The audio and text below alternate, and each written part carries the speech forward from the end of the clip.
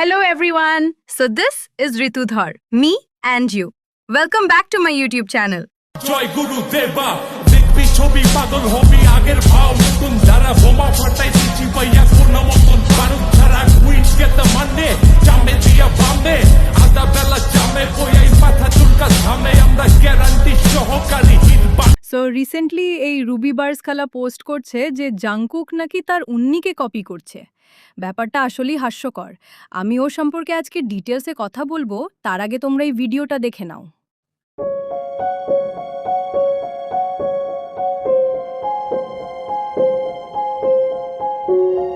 ওর logic অনুযায়ী কেউ যদি এমন কোনো ব্র্যান্ডের অ্যাম্বাসেডার হয় যার অ্যাম্বাসেডার আগে তার আইডল হয়েছে, তাহলে সেটা কপি। অথচ তার আইডল যদি অন্য কারো মিউজিক ভিডিওর একাধিক দৃশ্য হুবহু নিজের মিউজিক ভিডিওতে ব্যবহার করে, তাহলে সেটা নাকি ইন্সপিরেশন। শুধু জংকুকের 7 নয়, কিম টেহিয়াংয়ের ফ্রেন্ডস এমভিতেও ওর বারবার মারা যাওয়ার থিওরিটা লাভ হ্যাংওভারে অ্যাপ্লাই করা হয়েছে। এবার বলো, কে কার কপি করেছে? এই বিষয় নিয়ে আমি কোনো ভিডিও দিইনি, কারণ একই ফিল্ডে কাজ করলে same brand, same producer, same designer, এই ধরনের জিনিসকে কপি বলা হয় না। এই সাধারণ ব্যাপারটাও ওরা বুঝতে পারে না। গাধার মতো এসব লিখে ভিডিও পোস্ট করে তোমার ওপ্পা আমার আন্নিকে কপি করেছে কেন? কারণ তাদের একই প্রডিউসার। ওরা আসলেই হাস্যকর।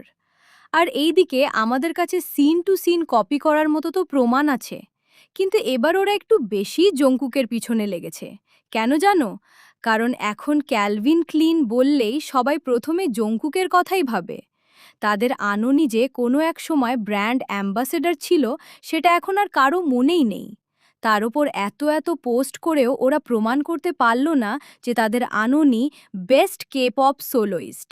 উল্টো ওদের ছড়ানো ভুল তথ্যের বিপরীতে বড় বড় মিডিয়া পেজেসে জংকুককে মোস্ট স্ট্রিমিড সোলোইস্ট অফ এশিয়া বলা হচ্ছে। এই রুবিবার্সের প্রত্যেকটা ভিডিওই আর্মি এবং বিটিএসকে নিয়ে, কারণ ও খুব ভালো করেই জানে বিটিএস আর আর্মির নামেই ভিউ আসে। শেষে শুধু এটুকুই বলবো, আমার আইডলকে নিয়ে কেউ যদি ভুয়া তথ্য ছড়ায়, তাহলে আমি অবশ্যই তাকে ডিফেন্ড করব। যাই হোক, এই ছিল আজকের ভিডিও। এটা এআই ভয়েস, তাই কোনো উচ্চারণে ভুল বা ঘাটতি থাকলে তার জন্য আমি দায়ী নই।